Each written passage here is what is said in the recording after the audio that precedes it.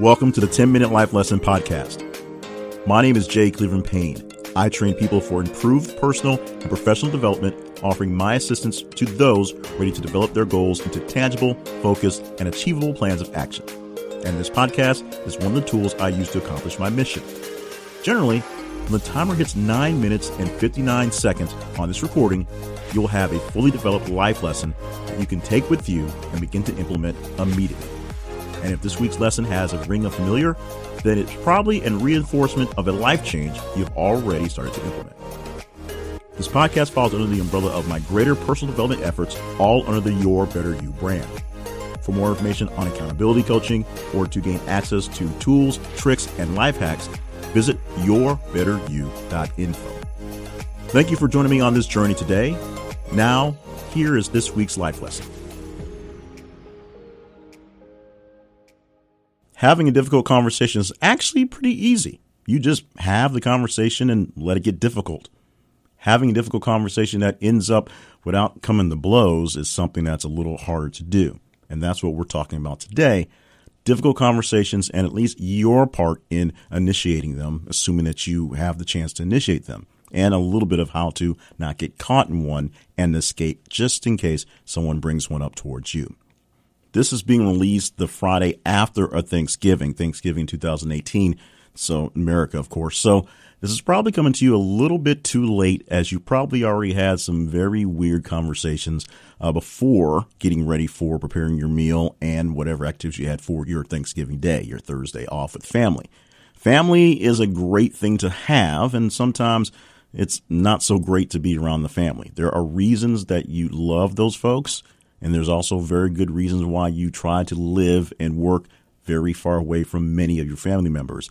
To simple disagreements, to long-standing grudges, to just sitting on the opposite sides of the fence politically. There are plenty of ways for the wrong type of conversation to be initiated and the very wrong outcome to come about. I've heard stories this week about people abruptly leaving dinner because of conversations, and even an example of two brothers who loved each other pretty much that just weren't having it that day and decided to, have a food fight at the table.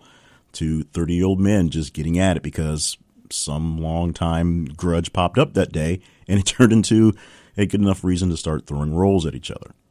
So to keep that from being your main source of resolution, throwing elbows, fists, rolls, turkey legs, whatever, this is a very simple way to initiate and get yourself out of difficult conversations. Now, this is the assumption that you actually need and want to have a conversation that's not going to be so light, and it's because you're meeting up with people you haven't seen in a while. You want to make sure that things are either clear or things are, in some cases, really, really done.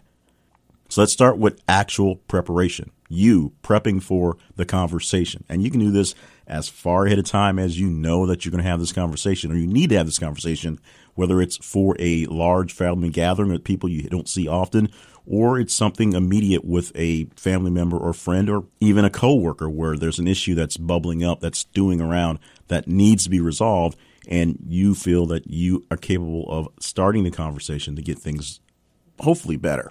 If it goes haywire, we'll talk slightly about how to get out of that as well.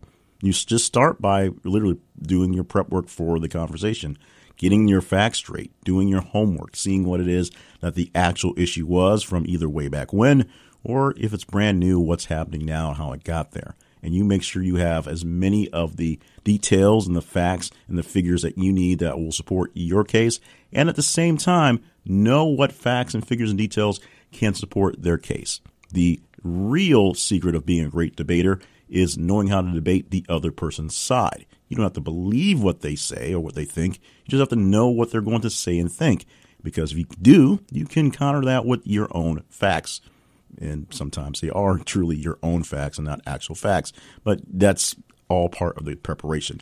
You prepare yourself as best as possible as if you're going to debate for the highest office and the most important job in the world, because this conversation could be just that important. The next thing you have to do is to gauge the actual environment for the conversation.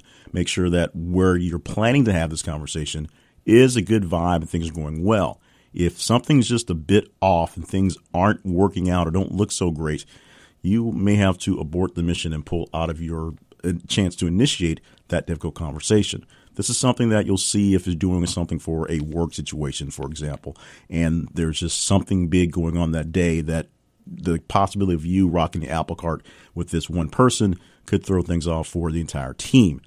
Back to the big family gathering example. Maybe you've got grandma there and grandma's not doing so well physically, so you want to make sure that things are as smooth as possible while she's there. Or you've got another family member who's a little skittish about being there. You want to make sure that they're not given any real reasons to be jumpy in the situations. Or a really big one, if you're bringing a guest or someone else is bringing a guest, someone brand new to the gathering, a new wife, a new spouse, a new whatever, someone who's not been around the family, doesn't know the dynamics, if you're bringing the person, you should probably already know you're not going to have that conversation anywhere near the family. If you see a person like that show up, you should rethink your options on having that conversation and where exactly to do that. Maybe on the way out the door, maybe next year. We'll see how that works out.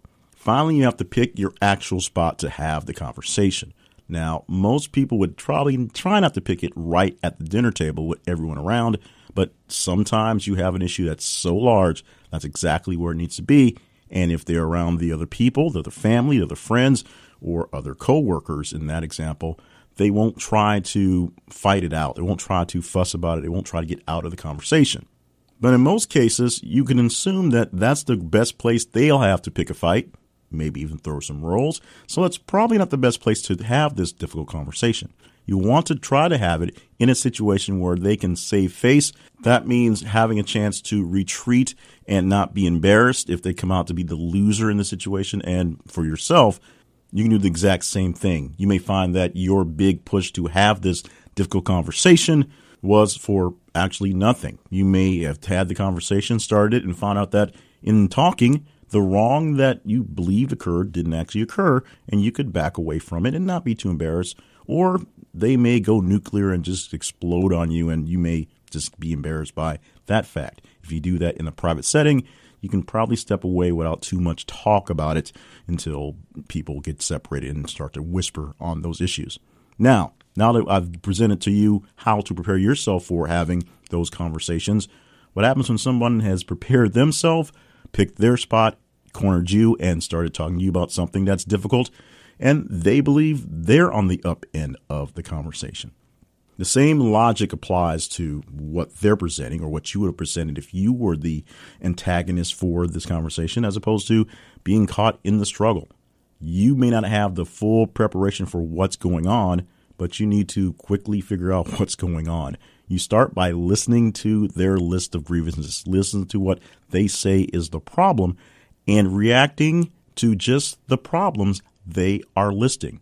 Don't react to the person personally. Don't react to being caught off guard. React to the logical issues as they are presented. Chances are it may not be presented very logical because the person may not have planned out as well as you would have, or they may have thought they had. So you're turning things into a big ball of emotion, or maybe the whole issue is based on a big ball of emotion. In those cases, you want to de-escalate the conversation as quickly as possible. If it's something that's not going to be resolved in a conversation or two or a conversation over the weekend, you just need to slow it down, bow away, and return to it later. That's it. Offer to return to the conversation. Don't completely cut them off because it may be a serious issue in their head.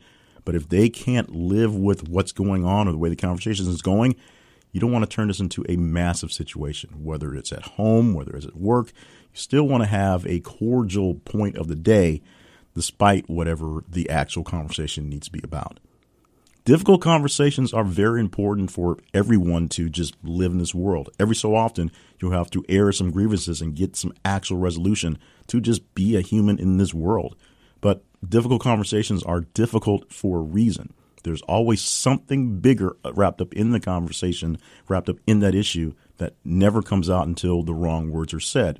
But the best thing to do is make sure that the wrong words are never said in these conversations. So prepare yourself for the conversations, whether you need to initiate or whether you believe you'll be ambushed with one down the line.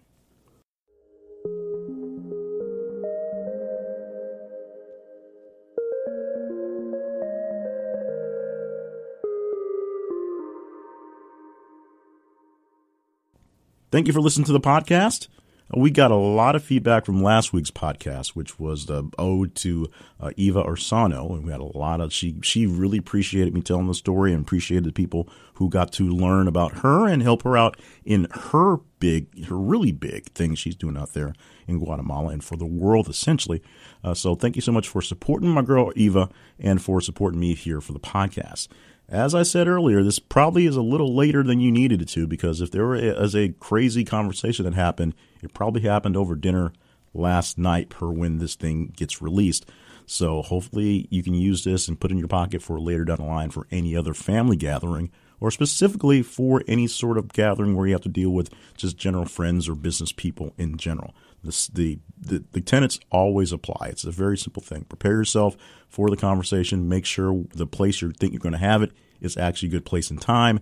And then try not to ambush the person when they're there. Or if you must ambush them, make sure the people around you know what's going to happen so that they're prepared for any collateral damage. In the meantime, you can prepare to hook a brother up and help him out with his podcast anytime you feel like it. It's very simple. Check out the website, yourbetteryou.info. We have 2 podcasts posted at that site. Of course, Steps Your Better You, which is only 90 seconds, and this one, the 10-minute life lesson.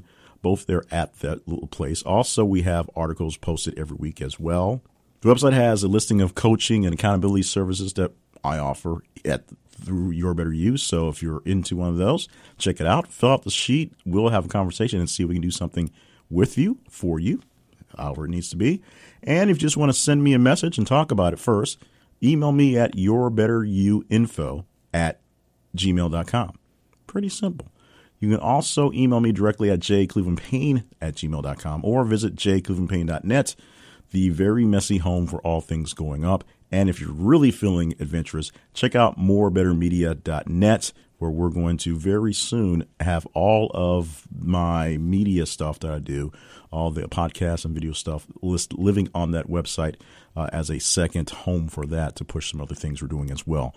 And I think it's pretty cool. I hope you think it's cool as well. The biggest thing I think is cool is that you have been supporting me doing this thing almost 10 years with a 5-year gap. So, parent, thank you so much for sticking around, coming back, sticking around for the change, coming back for the rebirth, and helping us get through the next level.